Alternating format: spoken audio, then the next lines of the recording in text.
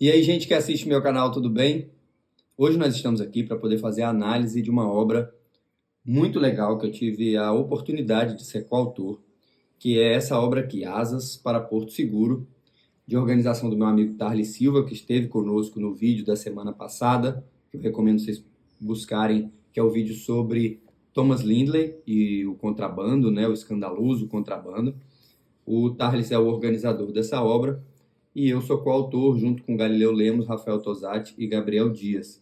Escrevemos essa obra a partir de uma provocação que nos foi feita na época para que a gente pensasse sobre a história do campo de aviação do Arraial da Ajuda, porque ele sempre sofreu diversas ameaças por parte de gestões, enfim, de órgãos públicos no geral. Essa região sempre teve bastante conflito, então era muito importante que a gente pudesse fazer um resgate histórico. E a partir dessa obra aqui, nós conseguimos a declaração pelo IPHAN de que essa área é patrimônio cultural nacional, por conta de toda a sua importância, uma obra que trouxe essa relevância novamente e que traz todos esses elementos relativos à história do campo de aviação, que eu vou contar hoje aqui para vocês. E, obviamente, vou deixar o link aqui na descrição para você adquirir. Essa obra está disponível tanto na Amazon físico e e-book, quanto também no site da Paco Livros. Então não deixe de procurar essa obra Asas para Porto Seguro, um excelente presente agora para esse período de fim de ano, para que as pessoas conheçam mais a história do Arraial da Ajuda e possam saber mais também sobre como foi essa relação de Porto Seguro com a aviação. Antes de mais nada, curta aqui, compartilhe também, ative o sininho, porque isso ajuda muito para a gente continuar produzindo esse tipo de conteúdo falando sobre a literatura que afeta diretamente aqui a nossa região, tá certo? Então vamos em frente. Esse livro eu tenho a oportunidade de contar um pouco sobre os bastidores dele, afinal eu sou um dos coautores, e muito interessante quando a gente foi procurado pela Cíntia, foi a Cíntia que nos procurou, amiga nossa, para que a gente pensasse essa história, fizesse essa pesquisa. Quando a gente imaginou no primeiro momento, faríamos um artigo. A gente não tinha essa pretensão de escrever um livro sobre a história do campo. Só que a gente começou a encontrar tantos elementos, tantas coisas interessantes, e nos surpreendeu tanto que não havia outra possibilidade senão a gente trabalhar realmente na construção de um livro completo, com diversos capítulos, com diversas fases do campo de aviação, e foi isso que fizemos. Então, o livro nasce a partir dessa provocação. A gente também, naquela época, estava bastante preocupado com os impactos no campo de aviação relativos à gestão da prefeitura e também o desinteresse da própria aeronáutica com a área. Então, desde aquele momento, a gente já estava com essa preocupação e a ideia foi justamente a gente ressaltar a importância dessa área, não só para o Arraial da Ajuda, mas o que a gente descobriu ao longo da pesquisa é que foi uma área importante para a história do Brasil, para a história da aviação nacional. Então, está tudo contado aqui nesse livro Asas para Porto Seguro. O livro começa com o meu capítulo, que é o capítulo inicial, que trata da relação de Porto Seguro com a aviação. Então, antes da inauguração de 1939, Porto Seguro já tinha uma relação com a aviação civil já estabelecida. Essa relação aconteceu em 1922, quando Sacadura Cabral e Gago Coutinho, dois aviadores portugueses, decidiram inserir Porto Seguro na rota da primeira travessia aérea do Atlântico Sul. O avião ele se desenvolveu muito rapidamente no início do século passado. Vocês imaginam que o 14 bis do Santos Dumont voou em 1906. Em 1922, então muito poucos anos depois, já estava acontecendo uma travessia aérea que cruzava todo o Atlântico. Então, essa travessia aérea, chefiada por Sacadura Cabral e Gago Coutinho, no seu hidroavião, eles pousaram em vários trechos, né, em várias etapas, e uma dessas etapas escolhidas foi pousar em Porto Seguro. Então, no dia 13 de junho de 1922, Sacadura Cabral e Gago Coutinho pousam, ou amerrissam, né, porque aterrissar é na terra e amerrissar é no mar. Eles amerrissam no Rio Buranhém e no dia 13 de junho chegam a Porto Seguro. Imaginem para uma população como a de Porto Seguro, tendo contato pela primeira vez com um avião daquele tipo, com aqueles dois nautas portugueses, com toda aquela circunstância. realmente deve ter sido uma experiência incrível, né, para a população de Porto Seguro. Esse fato foi tão importante para Porto Seguro que virou feriado municipal. Eu encontrei dentro da Câmara de Vereadores a ata original, assinada por Sacadura Cabral e Gago Coutinho e vários outros representantes, enfim, todas as autoridades de Porto Seguro na época, todos eles assinando essa ata de que Porto Seguro se tornava, então, feriado dia 13 de junho por conta da chegada. Infelizmente, o feriado caiu no esquecimento, mas mostra a importância para a cidade daquele feito, e um feito realmente extraordinário. Você imaginar que pela primeira vez que atravessaram o Atlântico Sul a bordo de um hidroavião, sem a ajuda de nenhum tipo de ponto referencial, só com cálculos matemáticos feitos pelo Gago Coutinho, eles conseguiram pousar em Porto Seguro e fizeram questão de inserir Porto Seguro nessa rota, mostra a importância de Porto Seguro para esse evento especificamente. E eu consegui também, ao longo da pesquisa, até mostro para vocês, o relatório da viagem aérea Lisboa-Rio de Janeiro. Esse relatório aqui foi feito pelo próprio Sacadura. Então, vocês imaginem, logo depois, quando ele finalizou, ele tomava nota de tudo ao longo de toda a viagem, ele fez esse relatório aqui é raríssimo, eu consegui uma cópia, e a partir dele eu consegui fazer vários levantamentos importantes sobre esse feito do Sacadura. Então, boa parte das informações relativas a Porto Seguro estão disponíveis, óbvio, no Asas para Porto Seguro, e foi daqui que eu tirei todos os detalhes dos horários, de como estava o vento no momento da chegada, como foi essa relação. Então, esse é um dos livros principais aqui que nos deu essa base para poder falar desse trecho. Então, Sacadura Cabral e Gago Coutinho amerrissam em Porto Seguro no dia 13 de junho, ficam aqui até o dia 15, então ficam 2 dias em Porto Seguro esperando o tempo melhorar, enfim, o vento virar, para poder partir novamente.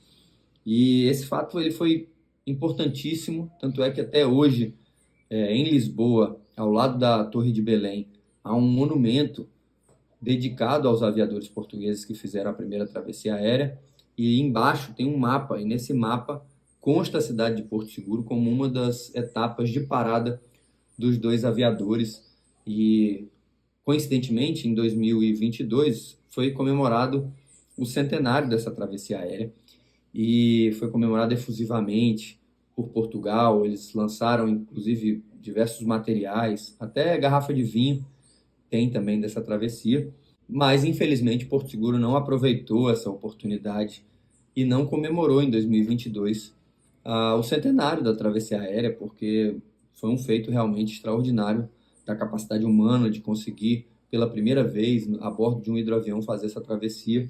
Então, nesse livro Asas para Porto Seguro, a gente começa falando sobre esse fato especificamente em 1922. Então, vocês imaginem que nessa oportunidade, em 1922, Sacadura Cabral e Gago Coutinho pousam aqui. Em 1924, o Sacadura Cabral acaba falecendo num acidente aéreo. O avião dele desaparece no oceano e nunca mais é encontrado. Mas o Gago Coutinho volta para Porto Seguro em 1939 para a inauguração do campo de aviação. Já com 70 anos de idade, já almirante, ele retorna a Porto Seguro para poder chefiar o raid aéreo, que era essa iniciativa para que fosse comemorado os 439 anos do Brasil. E essa iniciativa, ela nasce de uma forma bastante interessante também. Ela nasce a partir de uma vontade do Assis Chateaubriand, que era dono dos Diários Associados, conhecido como Chateau. Ele era dono de um conglomerado de jornais, depois ele vai ser dono da TV Tupi. Ele era um magnata do setor de telecomunicações, tinha uma influência muito grande política também, e era um entusiasta da aviação, dos primeiros brasileiros a voar, e ele decidiu comemorar os 439 anos do Brasil numa festa de Réveillon. Ele decidiu fazer essa comemoração em Porto Seguro, mas qual era o problema? Não havia uma pista de pouso pronta na região. Então, ele começa a se mobilizar, fazer uma movimentação tanto política quanto também de recursos para poder exigir que fosse aberta aqui o mais rápido possível uma pista para que pudesse acontecer esse evento de comemoração dos 439 anos do Brasil, né, do que eles chamavam, né, de forma errônea, de descobrimento. O campo de aviação do Arraial da Ajuda, então, é aberto a tempo de comemorar no dia 3 de maio de 1939, até porque havia uma questão do calendário gregoriano, que ainda não havia sido corrigido, então eles comemoravam a chegada dos portugueses, em vez do dia 22 de abril, como fazemos hoje, faziam no dia 3 de maio. Então, no dia 3 de maio de 1939, 22 aeronaves pousaram no campo de aviação do Arraial da Ajuda, e esse foi o maior evento de aviação civil de toda a América Latina até então. Nunca antes tantos aviadores, tantos aviões juntos tinham feito um raid como esse, pousado num lugar como esse. Então vocês imaginem, para os moradores de Porto Seguro, o impacto de vivenciar uma situação como essa, e do Arraial da Ajuda principalmente, que era um pequeno vilarejo que só se movimentava no mês de agosto por conta das romarias a Nossa Senhora da Ajuda. De repente, tem um mega aeroporto construído e poucos meses depois, dezenas de aeronaves pousam nesse campo de aviação e fazem o primeiro grande evento. E isso eu imagino o impacto, e nós encontramos pessoas que puderam dar relatos na época que a gente escreveu esse livro, dando relato de o quanto isso foi chocante. As pessoas tinham medo dos aviões, se escondiam quando ouviam o barulho dos motores, porque era realmente algo completamente novo que as pessoas não imaginavam. Então, isso tudo relatado aqui no livro Asas para Porto Seguro. Imaginem vocês que o evento de aviação de inauguração em 1939 trouxe também, não só o almirante Gago Coutinho chefiando com 70 anos de idade toda essa comitiva, mas também tinha o próprio Assis Chateaubriand, que veio também, e junto com eles alguns outros grandes aviadores, mas eu faço questão de ressaltar aqui a Nésia Pinheiro Machado, a primeira mulher brevetada do país. Ela também esteve aqui nesse evento, pousou aqui também. Então vocês imaginam também essa importância de uma mulher em 1939 já ser uma das aviadoras que pousou aqui, que conduziu a aeronave e que chegou aqui para comemorar esse evento. O evento durou 5 dias, houve missa campal em Porto Seguro, a cidade foi toda preparada para que esse evento acontecesse. Uma curiosidade interessante é que não haviam banheiros nas casas de Porto Seguro. As pessoas usavam normalmente o seu quintal para poder fazer suas necessidades. Então, pela primeira vez, por conta desse evento, foram instalados banheiros nas casas de Porto Seguro. Obras importantes na cidade aconteceram. A Estrada da Balsa foi aberta nessa oportunidade, a ladeira da rodoviária foi aberta nessa oportunidade, a ponte para a Rua do Mangue também foi feita nessa oportunidade. Várias casas foram caiadas, ruas calçadas. Então, por conta da realização desse evento, o governo federal mandou uma verba muito significativa para poder garantir que o evento acontecesse, que Porto Seguro estivesse pronto para poder receber. O próprio Assis Chateaubriand relata, quando ele chega aqui, que o estado dos prédios públicos estava bastante deteriorado, o paço municipal, as igrejas. Então ele fica muito preocupado com isso. Quando ele retorna para o Rio de Janeiro, que era a capital na época, ele faz questão de fazer uma movimentação política muito grande para que o IPHAN, na época ISFAM, viesse para Porto Seguro. Então, o ISFAM tinha sido criado em 1937, 2 anos depois, em 1939, por conta desse evento também, vem para Porto Seguro pela primeira vez, que era o Rodrigo de Melo Franco, o presidente, vem para cá, e eles fazem todo um levantamento histórico de tudo que tinha, fazem uma série de investimentos para poder recuperar esses prédios que estavam bastante deteriorados e inserem Porto Seguro nessa lógica de proteção patrimonial. Então vejam a importância desse evento de 1939 para poder conseguir fazer essas obras, esses avanços, essas proteções todas, por conta de uma decisão tomada num evento de Réveillon pelo senhor Assis Chateaubriand. E um outro fato importante também é que pela primeira vez, quando eles, na programação que eles fizeram, eles queriam sobrevoar o Monte Pascoal, que seria o primeiro ponto de contato, né, que os portugueses viram quando chegaram navegando. E depois, quando o Assis Chateaubriand retorna ao Rio de Janeiro, ele faz questão também de começar a fazer uma movimentação para que fosse criado um parque nacional de proteção ao Monte Pascoal. Então, essa movimentação também acontece por conta desse evento de 1939. A proteção real desse parque só vai acontecer alguns anos depois, mas essa semente foi plantada justamente nessa oportunidade. O repórter Edmar Morel, que é um dos que cobre todo o evento da aviação que aconteceu em Porto Seguro, ele lançou um livro que chama Sob os Céus de Porto Seguro, que eu vou deixar a capa aqui também para vocês darem uma olhada. O Edmar Morel, ele faz um relato que ficou marcado, que ele diz que Porto Seguro estava pronta para receber o evento, porque ele chega aqui um pouco antes, e ele relata que Porto Seguro parece uma boneca enfeitada, de tão arrumada que a cidade estava para receber o evento e os aviadores.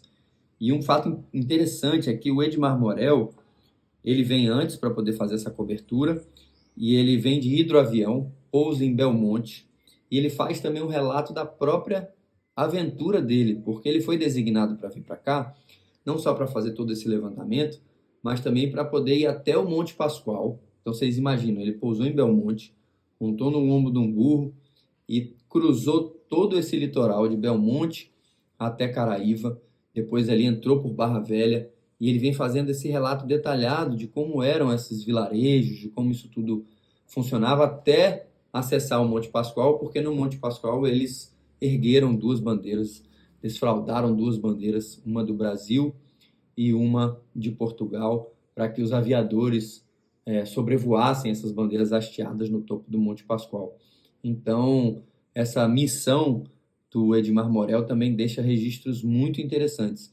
Eu gosto muito de dois registros que ele faz. Um deles ele relata como era a vida dos indígenas em Barra Velha, que ele relata ser de muita penúria e de que passavam muita dificuldade. Eram poucos indígenas que moravam ali de uma forma bastante difícil. Ele relata até que eles estavam abandonados ali pelo governo. Ele faz até uma cobrança nas escritas dele.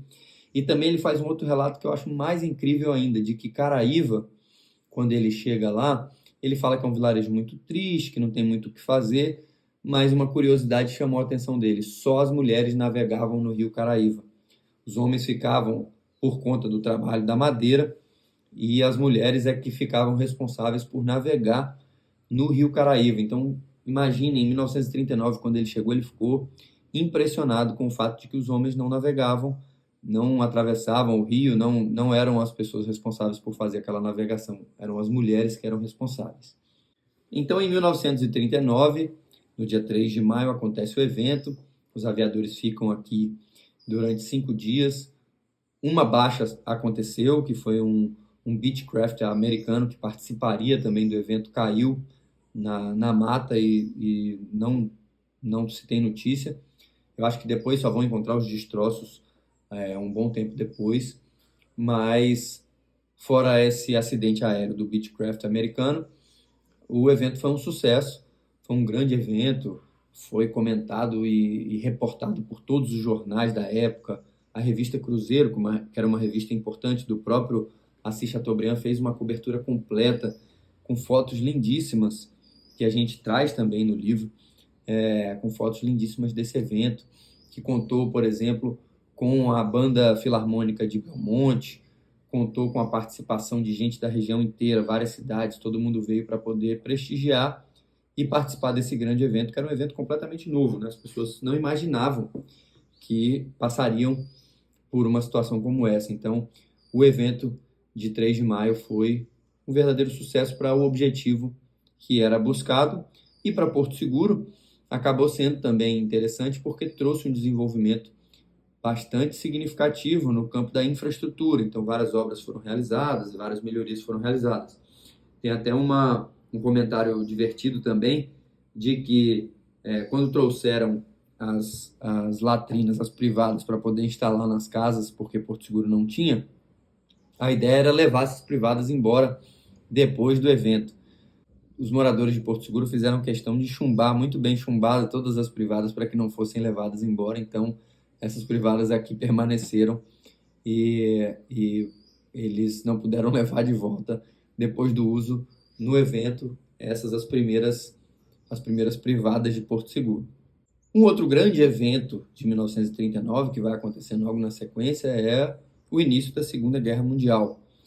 Então, um conflito enorme envolvendo nações do mundo inteiro se inicia, e isso começa a gerar uma série de consequências no mundo todo.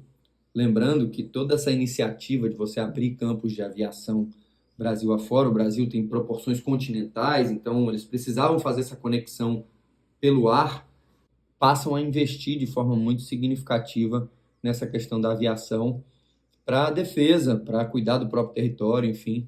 Então, vários campos de aviação são abertos ao longo de toda a costa, um dos mais importantes em Caravelas, que é o Aeródromo das Conchas, que fica a 100 quilômetros ao sul aqui de Porto Seguro. Então, essa base, inclusive, ela tinha apoio americano e foi construída em Caravelas para dar esse suporte. A partir de 1941 e 1942, o Brasil começa a sofrer consequências mais significativas dessa Segunda Grande Guerra, né? E isso começa a acontecer porque o Brasil fornecia matéria-prima aos Estados Unidos, tentava manter uma certa neutralidade no conflito, mas fornecia matéria-prima aos Estados Unidos. Então, os combatentes do eixo começaram a enviar para o Atlântico Sul submarinos para torpedear esses navios que forneciam matéria-prima para os Estados Unidos. Foi uma forma deles conseguirem impactar de forma muito significativa dos americanos, começar a prejudicar o fornecimento de materiais. Então, vocês imaginam que partia do Brasil minério de ferro, borracha e vários outros elementos que eram importantíssimos para a produção de armamentos dos Estados Unidos, e tanto Itália quanto a Alemanha começam a enviar para o Atlântico diversos submarinos para poder fazer o torpedeamento dessas embarcações, e vários barcos brasileiros começaram a ser torpedeados. Entra mais uma vez Porto Seguro nessa história, porque em 2 de março de 1943, um navio brasileiro chamado Afonso Pena, ele foi torpedeado por um submarino italiano que chamava Barbarigo. Esse submarino italiano é um submarino famoso, a gente vai falar dele novamente. Ele torpedeou o Afonso Pena e entre 123 e 125 pessoas morreram e outras tantas sobreviveram, mas esses corpos vinham parar na praia de Porto Seguro. Então vocês imaginem o impacto para uma cidade pacata e pequena como Porto Seguro, em 1943, sofre uma situação como essa. Esse barco é torpedeado aqui fora e esses corpos vinham parar na praia. O impacto que isso teve em Porto Seguro. Por conta desse evento, o Exército Brasileiro enviou para cá mais de 1.000 homens para poder patrulhar a praia, porque eles sabiam que esses submarinos estavam aqui nessa região. Então a ideia deles era impedir que esses submarinos tivessem contato com a população de Porto Seguro. Então, para que você pudesse transitar pela praia, era necessário que você tirasse uma espécie de passaporte. Você não podia, de forma alguma, acessar esses espaços. E existem relatos de diversas pessoas que foram investigadas, inclusive meu bisavô foi uma dessas pessoas, investigados por estarem tendo algum tipo de contato com os submarinos. Depois ficou comprovado que não teve, mas assim, havia uma desconfiança geral no ar e que as pessoas eram investigadas e procuradas para saber se tinham contato com esses submarinos que estavam aqui na costa. Então vocês imaginam que 1.000 homens do exército vieram para cá, se espalharam, alguns ficaram em Caraíva, outros em Trancoso, outros em Arraial da Ajuda, outros em Porto Seguro, Belmonte, Santa Cruz Cabral. Eles se dividiram por toda a região e o objetivo principal era patrulhar as praias e impedir que as pessoas tivessem qualquer contato com os submarinos. Uma das regras que eles colocaram é de que era proibido você acender vela ou qualquer tipo de iluminação para não dar referência aos submarinos. Então as noites eram totalmente às escuras, porque era proibido que as pessoas acendessem qualquer tipo de iluminação para poder ter contato ou dar qualquer tipo de ponto de referência aos submarinos. E também há um relato de que os submarinos usavam essas iluminações da costa para poder identificar pela silhueta à noite de que navio que era. Então, também tinha esse outro aspecto, que era não permitir que os submarinos identificassem os navios que estavam navegando na região. E aí entra mais uma vez a importância do campo de aviação, porque o campo de aviação da Arraial da Ajuda serviu como base de apoio ao Aeródromo das Conchas, de Caravelas, e aqui era utilizado para poder pousar aviões que estavam fazendo o combate a esses submarinos, porque a saída para poder defender as embarcações brasileiras que forneciam essa matéria-prima para os Estados Unidos, era justamente você fazer uma espécie de proteção. Então, aviões batedores iam voando enquanto acompanhavam essas embarcações levando essa matéria-prima. Inclusive, por isso que os americanos investiram tanto no aeródromo das Conchas em Caravelas, porque justamente era para proteger essa matéria-prima e ficavam os aviadores responsáveis por poder fazer esse acompanhamento e essa proteção. O submarino italiano Barbarigo, que eu falei, que foi o que torpedeou o Afonso Pena e fez com que os corpos fossem parar na praia em Porto Seguro, é o mesmo submarino que é a gota d'água para que Getúlio Vargas declare guerra ao eixo e entre ao lado dos aliados em 1943.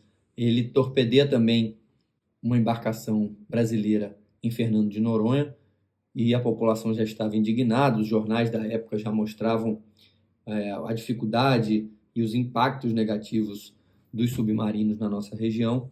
Então, ele faz questão de entrar ao lado dos aliados, declarando guerra ao eixo e guerra a esses submarinos que traziam tanto temor na costa brasileira. Imaginem que era muito comum utilizar também a costa para transporte de passageiros, então a população estava muito amedrontada, tinha dificuldade de conseguir fazer, por exemplo, Salvador, Rio de Janeiro, Recife, Rio de Janeiro, São Paulo, enfim, era sempre comum você usar a navegação para poder transitar para um país tão grande como o nosso, que ainda não tinha estradas, a dificuldade que era para você poder conseguir fazer esse trecho sem que você sentisse muito medo, né? Então, essa pressão toda em cima do Getúlio fez com que ele declarasse guerra por conta do mesmo submarino que estava aqui em Porto Seguro.